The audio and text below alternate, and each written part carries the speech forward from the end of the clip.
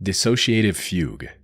Dissociative fugue is a rare condition where a person forgets everything about themselves and their identity. However, what separates a fugue state from something like amnesia is that the person suffering from this condition is not confused or scared by the sudden memory loss.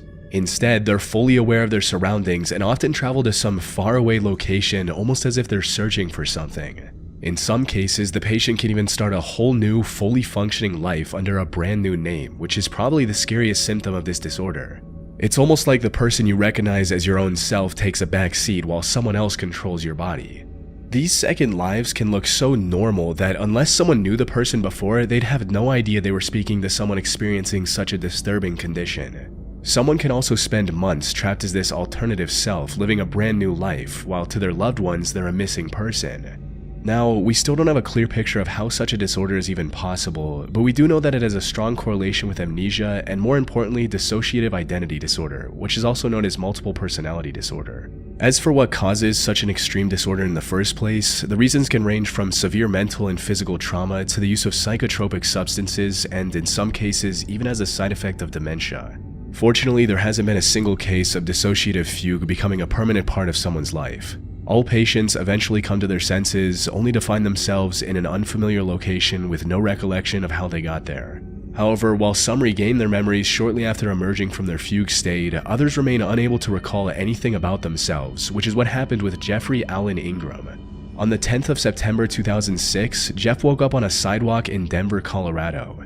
Now, of course, waking up on the sidewalk would be distressing enough on its own, but Jeff had to face an even harsher reality. He had no memory of who he was and how he got there. It was early in the morning. I'm not sure at what time. It looked like the sun was just starting to come up, so there was some light there. I was half picking myself off of the ground, and I had no idea where I was. I didn't recognize no buildings, no streets. No, nothing. He frantically searched his pockets, hoping to find an ID or any other document that had his name. Unfortunately, all he found was $8 in cash. After failing to remember a single detail about his past, Jeff turned to the people in the vicinity to ask for help.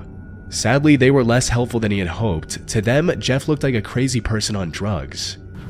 And it was extremely, extremely terrifying. They turned me away as if I was, someone that lives off of the streets or was some kind of a psychotic person, like you don't know where you are kind of thing. Without any other option at his disposal, Jeff started working toward the most logical solution he could think of at the time, finding a hospital. However, he didn't have enough money on hand to get a cab, so he set off on foot and eventually found a hospital after walking continuously for 8 hours. But due to his complete memory loss, even getting an appointment at a hospital was a challenge. And I ended up walking into Denver Health. I walked up to where they take the admissions and stuff like that, and said I need help. They go, okay, well, what is your name? I said, I have no idea. That's what I'm here for. She says, well, you got to put something down. I said, I don't know my name. Like, you guys don't understand.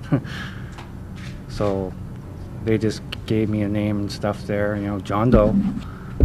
Still drilled me, what's your name? I said, I don't know. And I'm in tears at this time. I'm shaking really, really bad. I can barely stand up. While in the hospital, the doctors tried everything they could, from medication to therapy, to help him recover his memory. But even after 6 weeks of treatment, Jeff had zero clue about his identity. The only option he had left was to make his face as famous as possible so maybe someone from his previous life could identify him. So on October 22nd, he went onto national TV to ask for help. I don't know. It's hard to explain. I just try to look for information in my head, and it's not there. It's just blank. Yeah. What's the hardest part about that then? About not knowing? It's very stressful, yes. Can you do me a favor? Can you take off your hat so we can see what you look like without the baseball cap? Because people may remember you that way. And do you know if you always wore glasses, or you just have no idea? I have no idea. Why don't you take those off as well so we can see what it looks like without the glasses? Luckily, his fiancée, Penny Hansen, recognized him and immediately contacted the police. She also gave them pictures of the two together to prove that she was telling the truth. Jeffrey Ingram hugged his fiancée today, who just 24 hours ago he couldn't even identify. he didn't even know himself. As it turned out, Jeff was a 40-year-old machinist from Olympia, Washington. On September 6, he went out to visit his friend in Canada who was dying of cancer, and that's when he went into his fugue state for the next 4 days. The stress of knowing that a dear friend could pass away at any moment due to terminal illness was likely what triggered the disorder. However, it's important to note that this wasn't the first time something like this happened to Jeff. He had experienced the same issue twice before, with him going missing for 9 whole months back in 1995. Though he did regain his memory quickly after waking up from that fugue state. Unfortunately, the same did not happen in 2006. As romantic as it would have been, he didn't regain his memory after seeing his fiancée after nearly 2 months. And it took years for him to readjust into his old life. In order to prevent such confusion in the future, Ingram ordered GPS shoes and had his identity information tattooed on him. He also started wearing a zip disc with medical information around his neck. The most unsettling part of the incident, however, was that he remembered having 2 children who died in a car accident. And what came out of that? Any clues?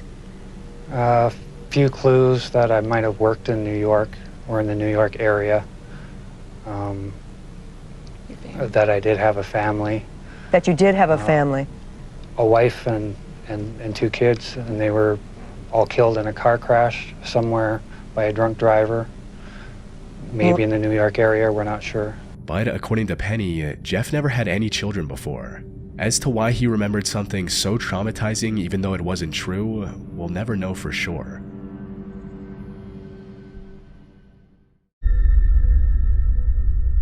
Thanks for watching, and I hope you enjoyed. Until next time.